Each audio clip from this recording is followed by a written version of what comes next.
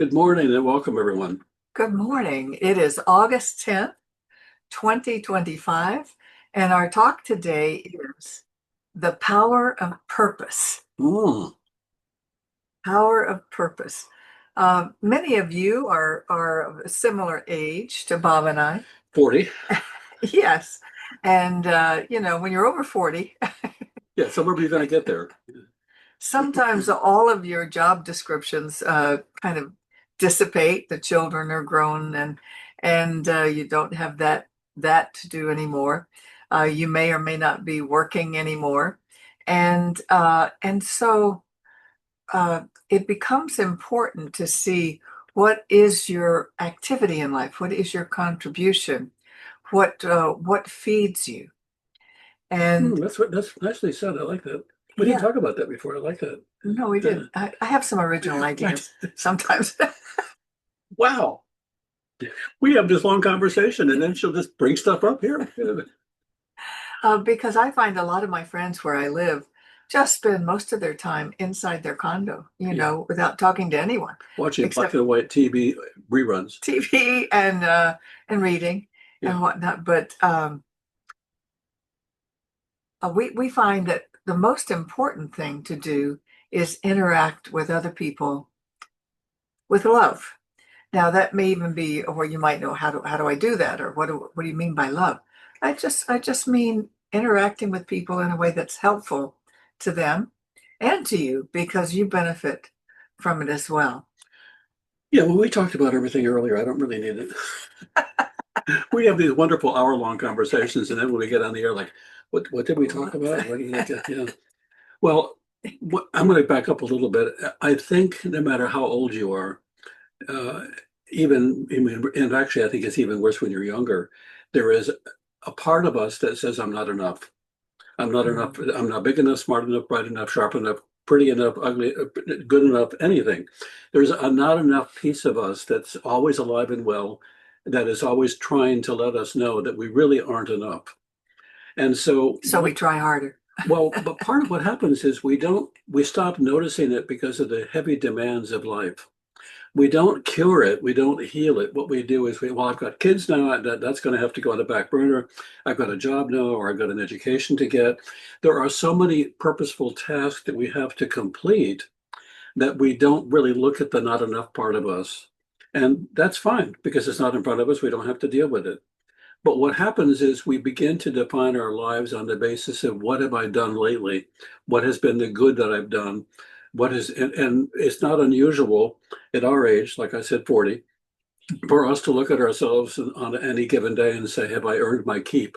Am I really worth it? Do I have any real intrinsic value? Because I can look back and see things I didn't do well, things I could have done that if had I done them, my life would be in a better state than I believe it is right now. It's so easy to get into that evaluation and assessment, or you go to a party where all of the people at the party have achieved in monetary terms more than you have, or are living in bigger homes, or have more things. And all of that feeds this, oh, I'm not enough. And so, what's really important for us to do is to grapple with the not enough. We have one of our members who has found one of the ways of dealing with not enoughness. She dances and sings. She is dancing her way through all of the not enoughness in life because every step she takes is a step into joy rather than into pain and And she suffering. writes haiku. Yeah, well, she does that. Okay, she does a lot of things. So she is in service. And that brings us to what I think is really important, and that is how are you in service to the world? How are you in service to those that you care about? How are you in service to the community you live in? And what I discovered is the people that are in the highest level of service appeared to me to retain their youth longer, their health longer, and their optimism and excitement for living longer, and it just gets richer.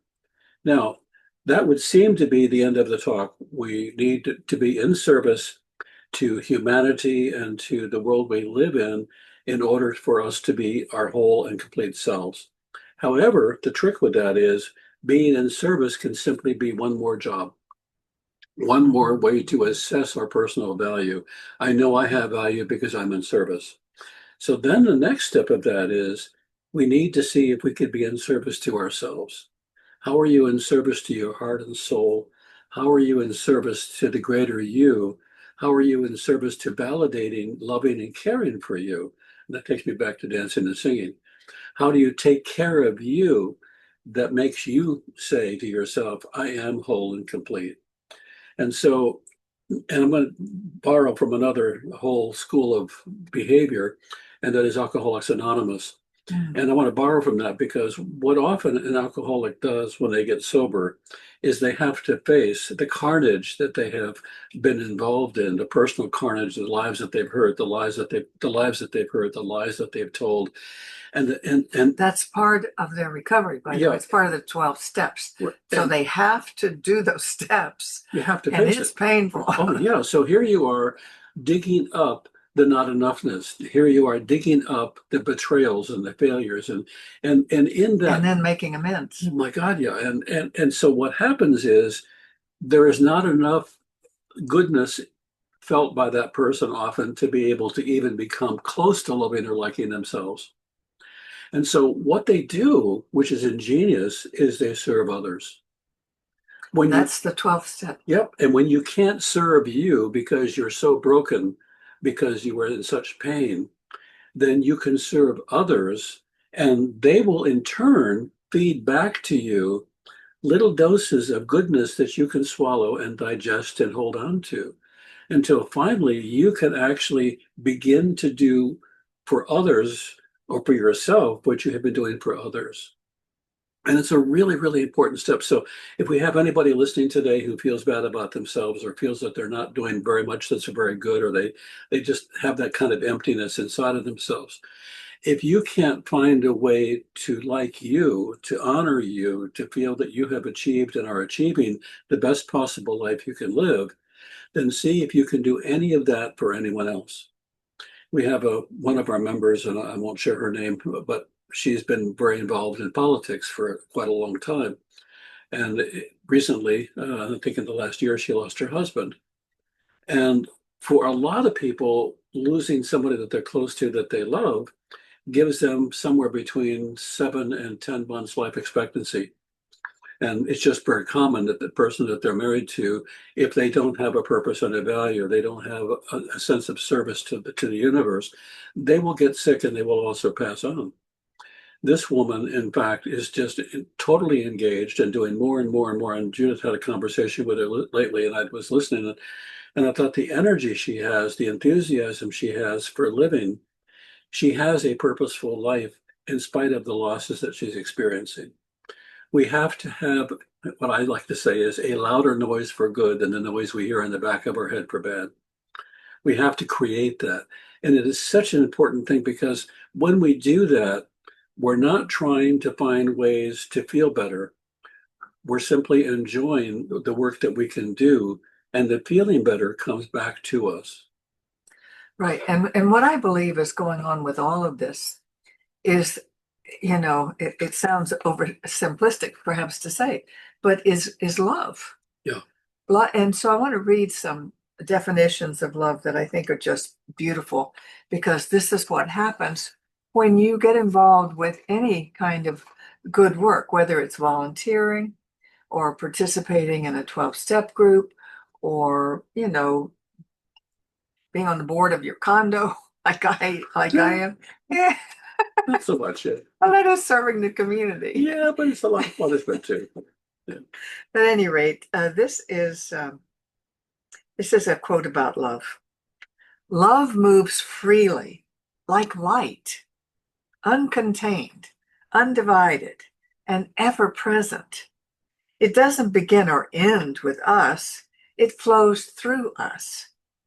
When we offer kindness to another or care for ourselves, we're part of the same sacred stream. Love is never separate or small. It is a unified energy, connecting all things. Every gentle thought, every open-hearted gesture adds to its radiance. In loving, we don't create something new. We join what already is. And so you may say, well, when I volunteer or when I do what I do, I don't think of it as loving, but it is loving if it's helpful. If you're Mhm. helping other people or an organization, that's loving. And that feeds you. That's a circulation. Any kindness, any generosity is you creating that flow Mhm. of good, and that feeds you as well as them. So you're talking about feeding and eating and all of that, and I've cut out so many things that are not good for me that all I can come up with now in response to that is love is the frosting on the cake. That we don't eat anymore. The cake of life is rich, but the frosting, mm, it pays attention to the richness in a way that's very special. What's the frosting on your cake? And let's stay with the food metaphor until I can get my hands on some chocolate. Okay, this time for another quote, Okay. because this is a beautiful one by um, Baha'u'llah. Oh, That, Baha'i, the Baha'i faith. I just love so much the Baha'i people when they get together to do something. It's always it's just love based. oh gosh, I thought it was, but it's by Abdul Baha, and I'm not sure that's the same Different, person. totally. Just forget the last thing. We'll edit that out. Yeah. Just but he's with Foundations of World Unity. I'm not Oh, sure who good this thought. person is. Um, so he says, loving kindness is the divine policy. Shall we consider human policy and attitude superior to the wisdom and policy of God? This would be inconceivable, impossible. Therefore, we must emulate and follow the divine policy, dealing with each other in the utmost love and tenderness. And so that's what we do as we get involved with whatever uh, makes us feel like we're a contribution. Yeah. Because as we feel like we're a contribution to life, then we are a contribution to ourselves. That feeds us. It's a circular thing. It feeds us as well. It's so important to find ways to highlight the love that we have to give and the love that is given back to us. That's why behind the scenes, and nobody knows about this, including Judith, I'm working hard to adopt a full-size Scottish deerhound. First, it was a wolfhound. Now it's a deerhound. Well, depending on what you want to call it, deerhound, wolfhound, but it's a very It's a very big it's a dog very big dog.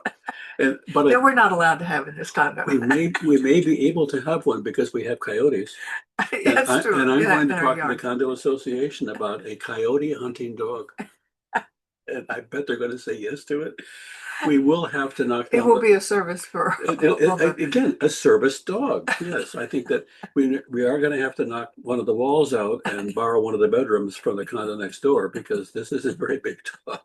If you haven't been on my Facebook page, you want to see pictures of this Scottish Deerhound or Scottish Wolfhound or Irish Wolfhound or Russian Wolfhound. I guess it has to do. Everybody wants a piece of this dog, so everybody's name, but it's the same dog. But why I'm having fun with this, obviously. But one of the things that so impressed me looking at some of the pictures of them, the look in the eyes of these creatures is just love. How can I love you is the only thing that they say. How can I be with you in a way that is so wonderful that we can both just sit here and enjoy it? And I think that's some of what we're looking for in our daily lives. We're looking Sure. for how can I look at you and you look at me and not have it be about something, but have it be about love. Yeah. I've got to tell a story about a neighbor. When we moved into this condo 6 years ago, my one of my closest neighbors was so helpful to me with helping me with her back brace because I was, we moved from one condo to another, and you think that move is easy, but it's always harder No, we were 40, because you make so many trips, 6 years ago, we were 41. and you make so many trips, and I was always hauling things up the elevator and down the corridor. And so I told her at the time, "You're my best friend," because she was very helpful to me. And I've become rather busy, and I have not been visiting her, and she lives alone. And she said to me recently, "The only time I see you is when you're walking to the laundry." And he said, and you never look in the window like Bob does. Well, I feel like looking in the window is a peeping Intrusion. Tom, you know, Yeah. an intrusion. I wouldn't have thought of looking in her window. But she says you never even look, and so I said I will, and I've started looking in her window and waving. She always opens the door, invites me in, so we've chatted, and you know, she is a very good friend, and she is very dear, and I'm happy to stop and chat with her. I just wasn't thinking about it. But that's such an interesting, that small gesture feeds her, but it also feeds you. Yes, it does. And Yes, it and that is what we're talking about today is how can your purpose be that feeding yourself and feeding others and allowing yourself to sit at the table of love and be yeah. nourished by it. And Mhm. now I'm back to frosting. And She doesn't bake.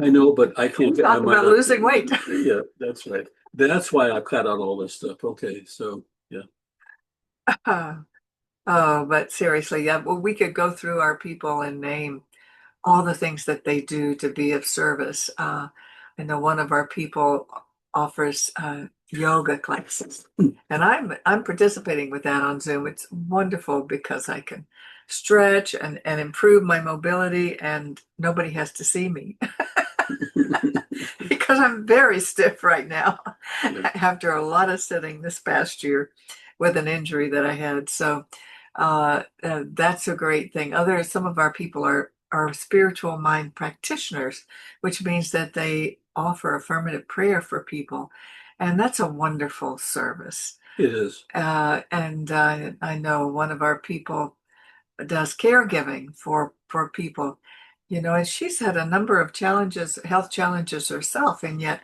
she still takes care of others less fortunate, which is amazing. So it doesn't matter what you do as long as you are giving and loving. And I want to make that again, affirm that distinction between giving and loving so that you have a purpose, as opposed to what I think is real giving and loving because you have it to do, because it's in you, because it's a part of your nature that needs to be expressed. And I think we can also make taking care of other people or giving and loving as now I have value again. But really, what it is the ability to shift into that part of ourselves that wants to be whole, that wants to share itself, that wants to be in expression. And I think we need to be careful that we don't make caring about other people our new job Right. and make it part of the dance of life that allows us to have partners in love, partners in sharing, partners in caring. And pay attention this week to yourself in the inside conversation. How much are you doing that is about love and about caring, and how much are you doing to make sure that you meet your quota of value? Mm. And we want to be sure that it's not about that. You can't always help it. Sometimes that's going to happen. But what I would hope for, and one of the things I tell the people that I coach is, whatever it is that you're trying to overcome, don't think that you'll overcome it all at once. The mission is to have it happen, whatever it is, less often for shorter periods with less intensity. So if your ego takes over and it's busy trying to make sure that you're a good performer, the task will be to have that ego show up a little less often for shorter periods with less intensity. And what happens instead of that is you are genuinely connecting to people in a way that has you feel loved and able to be loved. Exactly. And I have some children know when you are treating them lovingly. And I have some quotes. You may have heard some of these before. I'm just going to do a couple, but they're so precious. These are for a group of 4 to 8 year old children. And the question is, what does love mean? So this one little boy, Billy, says, when someone loves you, the way they say your name is different. You just know that your name is safe in their mouth. We're back to question. You can imagine the way your mother says your name Yeah, or the way your teacher says your yeah. name can be very different. That's right, especially when they use your middle name as well. When they pronounce it Then you very know, yes, crisply and very distinctly, you realize this would be a really good time to pack up and leave home. that's right. And this one says, this is Bobby. Bobby says, love is what's in the room with you at Christmas. If you stop opening presents and listen. I love it. I love that. I love that too. That is so sweet. So, so what we know is that we're happiest when we're loving because it's a circulation, Mhm. and the more we give, the more we receive. So it's really important at all ages. So if you can't love yourself, if you feel just immobilized by some sense of dread or fear or worry, then see if there's something you can do for someone else that distracts you but enables you to be a participant in a behavior that isn't self-loathing, self-hating, self-disliking. And allow yourself to do that and take a time out from whatever it is that you believe is your worthlessness, and allow yourself just to invest some time in neutral and watch what happens, because we have to shift from the negative to a neutral place often before we can even begin to think about a positive place. And I say that because I talk to people all the time who are very negative, and they say, I can't be positive. You don't understand.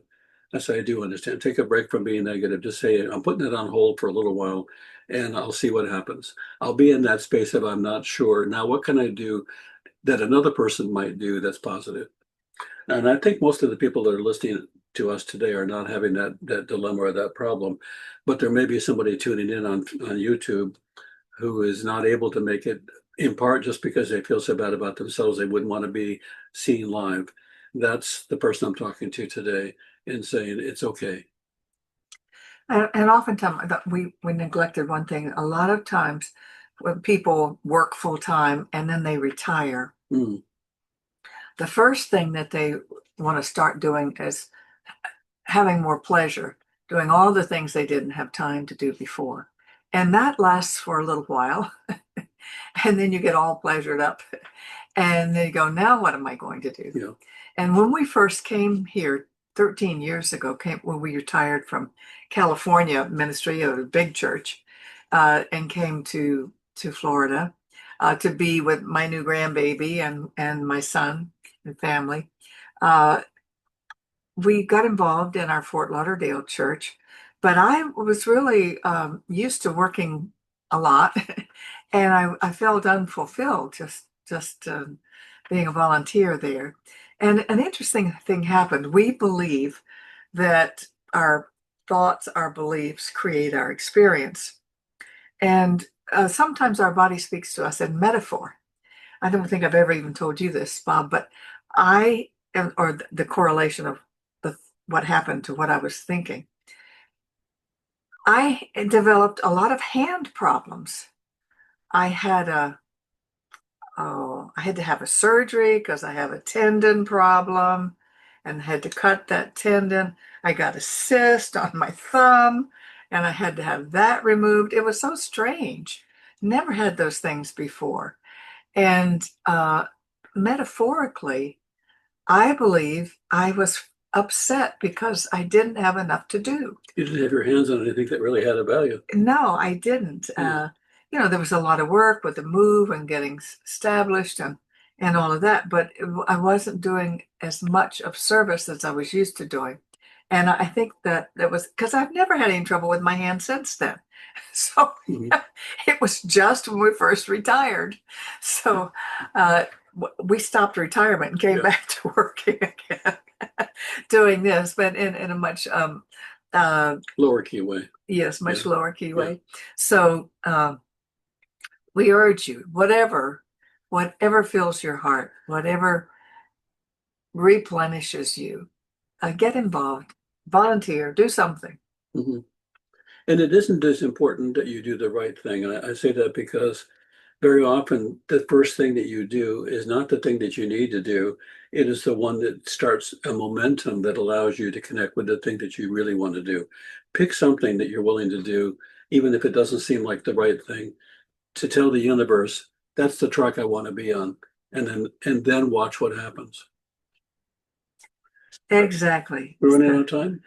Yeah, I want to share the screen Yeah. and I want to end with a treatment, a Okay. spiritual mind Yeah. treatment. So let me share this. Oops, that's not what I want to share. I want to share this. There we That's go. it.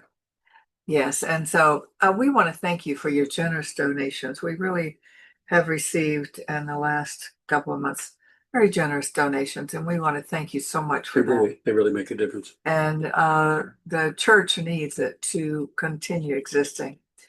So, you know, we have a number of expenses, including paying for our annual Zoom. But the way that you can donate, if you haven't found a way yet, is to go to our website, cslpalmbeaches.org. And the first page has these buttons up here. And the spiritual coaching is where you get a list of our practitioners that you can call whenever you need affirmative prayer for you. They're happy to do that for you. Ways to donate, just a number of things. So we like to say this affirmation because we really do believe that as you give, you do receive. Just like giving love and giving help feeds us as well. It's a circulation. So is financial giving and increases your own. So let's say the affirmation here. My investment today is made with a full realization that God is the source of my supply and returns it to me enriched and multiplied. Now, one of the ways So to it is. donate is no longer true. Yes. Oh, I haven't changed that yet, but uh, we had a way of giving that was through Easy Tithe, and we're closing that option down. I haven't changed the Yeah, website yet. it ends up costing us more than the donations. Right. So it's just not a good move. Okay. And share. Okay. So let's do it. Opening treatment. Stop. Yes, we want to do a treatment, but do we want the picture, sir? No, we don't. Stop recording. Oops, what happened there? Ah, okay. Stop the recording, please. Looking for where it is. Oh, okay. Thank you.